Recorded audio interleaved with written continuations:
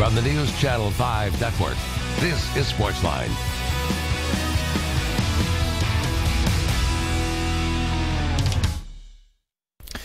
Hey there, SportsLine on your television. Steve Lehman here with you. Glad you are here with us on this Tuesday night on News Channel 5 Plus. Man, do we have a lot of football to talk about this week. Week 1 of college finally in the books. It started Thursday night on West End and on Rocky Top and continued throughout the weekend. Big matchups on Saturday.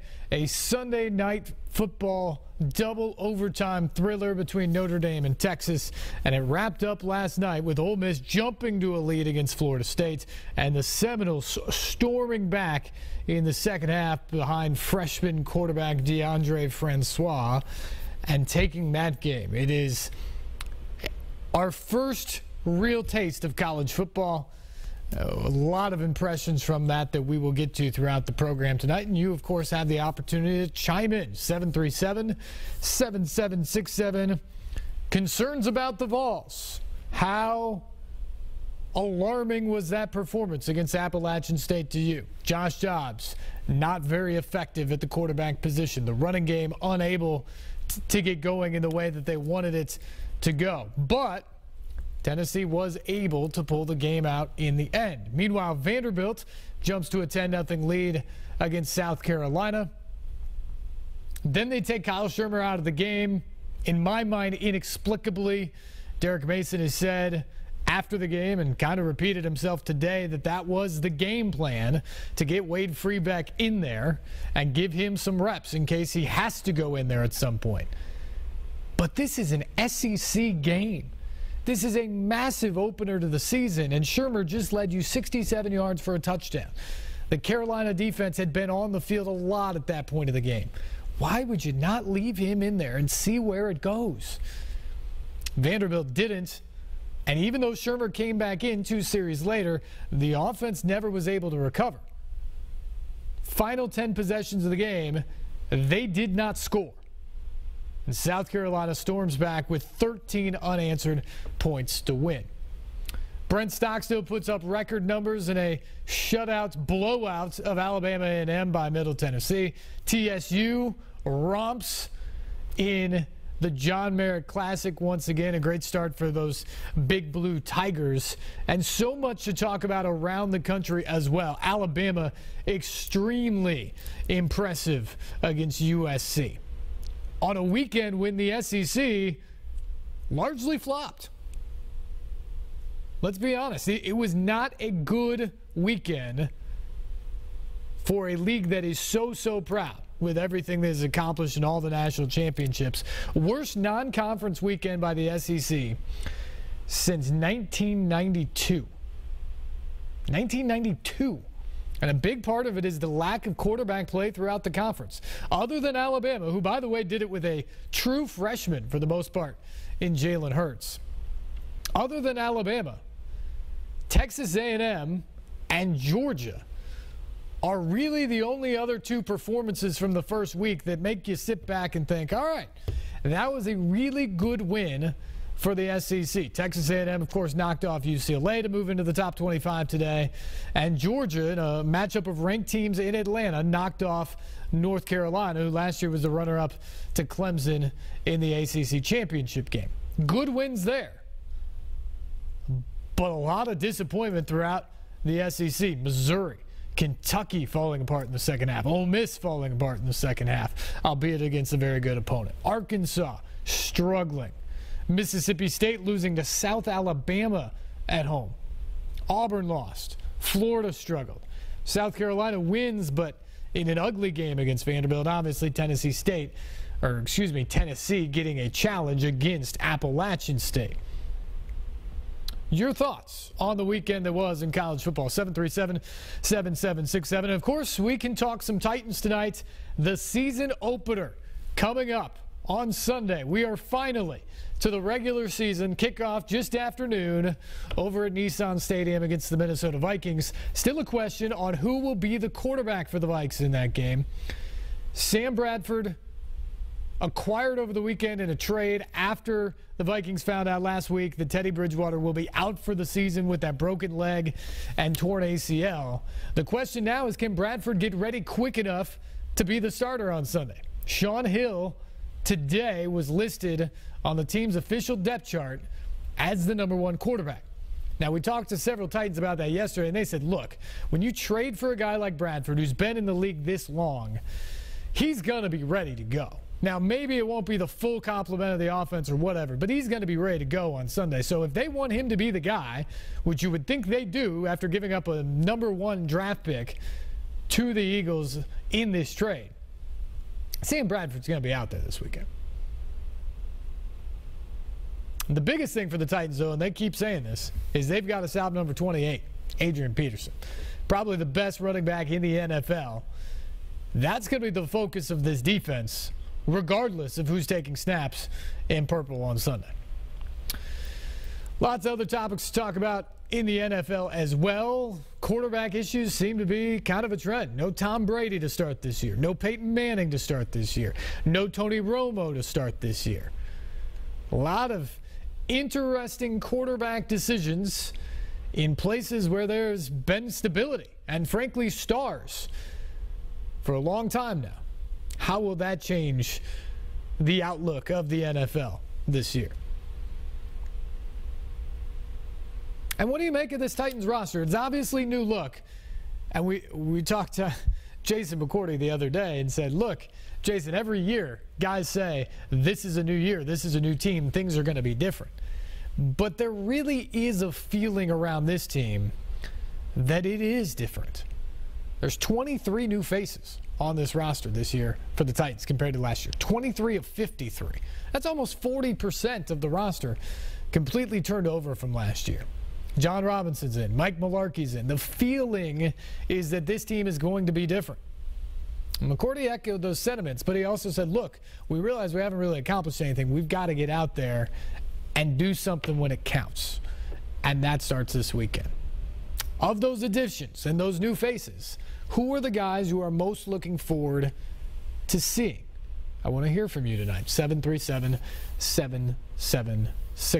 Titans also brought back Mark Mariani yesterday. Signed him to be the returner on this team. Trey McBride then sent to the practice squad today after losing his spot on the active roster. They are making over this Titans team.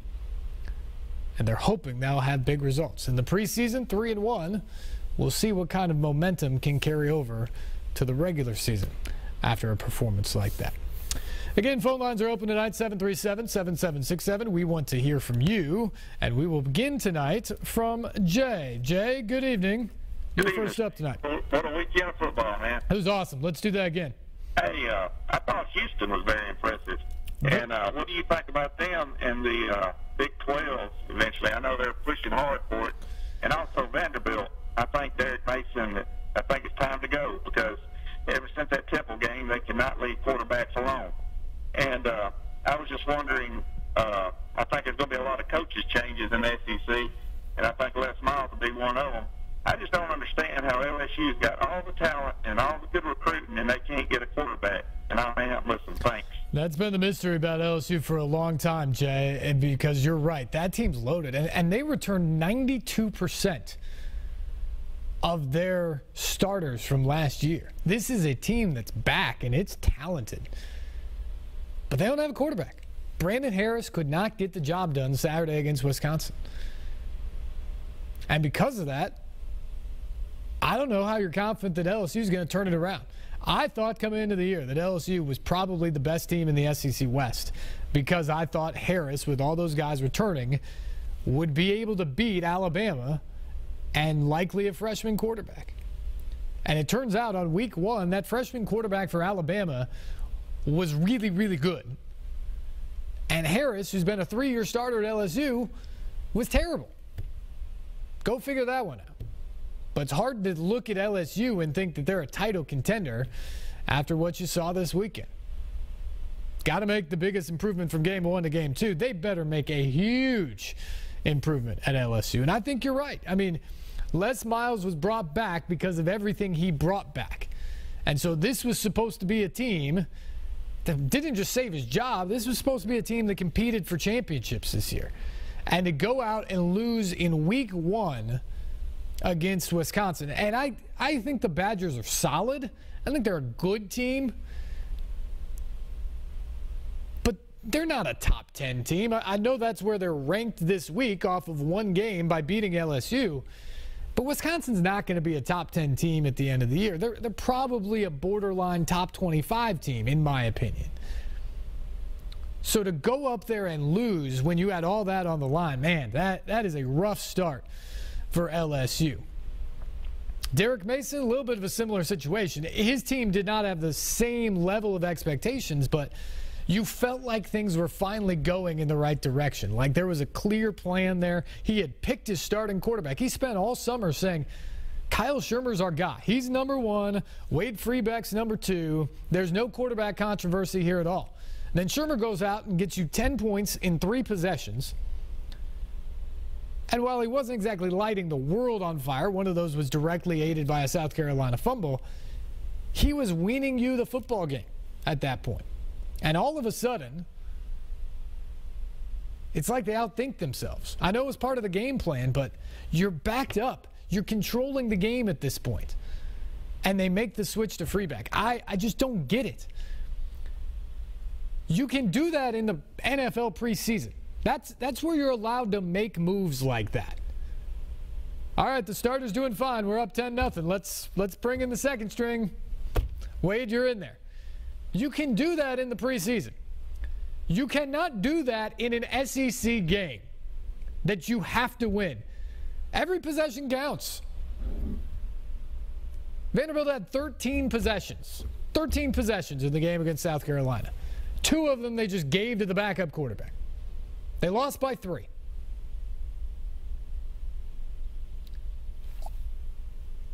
What makes you think you can just start practicing in the middle of the second quarter and get the second team quarterback some reps just because he's going to need it? You know when you do that in college football is when you're up huge and it's the fourth quarter or the second half. One of these non-conference games, if Vanderbilt gets a big lead, put Wade Freebeck in there and let him get some snaps.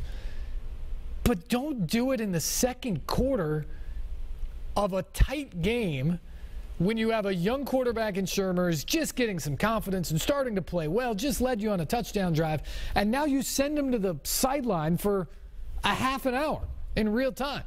And then you expect him to walk back in there and just be good? Doesn't happen like that. It shouldn't happen like that. And after the game, they said, look, this isn't an issue. This was part of the plan. That's not why we lost. I'm not positive it's not why we lost or why Vanderbilt lost.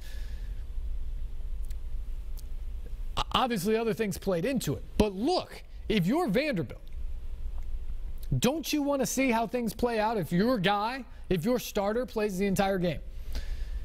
And Derek Mason said it's not an issue. The quarterback thing is not an issue except for all you guys in the media bringing it up. We're only bringing it up because of the move you made. If you don't play Wade Freebeck there, it's not a question that gets answered or gets asked that you have to answer. You put him in the game when you're winning 10-0 and then the offense never scores again, you better believe that's a question that's going to get asked. And so, yeah, I don't think he's on the hot seat right now necessarily, but that was a big game for Vanderbilt to win at the start of the season, and they didn't. So now that faith that things are going in the right direction and that he's got the control of these things wanes a little bit. And we'll see what happens. You got a tough assignment against Middle Tennessee this weekend. Better win that one or the hot seat really starts to warm up at that point. And Jay mentioned Houston as well. They were mighty impressive. I don't know how many people saw that because it was the 11 a.m. game against Oklahoma on Saturday. The Sooners once again fell flat in a big opportunity.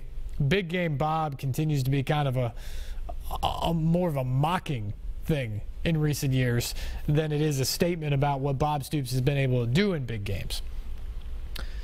But I think more than anything, that was a testament to how good this Houston team is. Greg Ward is solid. They play decent defense. Tom Herman has made that team good. Anybody who thought that 13-1 last year was a fluke or a flash in the pan, you got another thing coming. Houston's last 2 games, they've beaten Florida State and Oklahoma on neutral fields. And in both cases, they were clearly the better team. It wasn't winning on a last-second field goal or something like that, or because of a bunch of turnovers or what have you. They were just the better team in both cases. So watch out for Houston, because in the American, they're not going to get tested very much.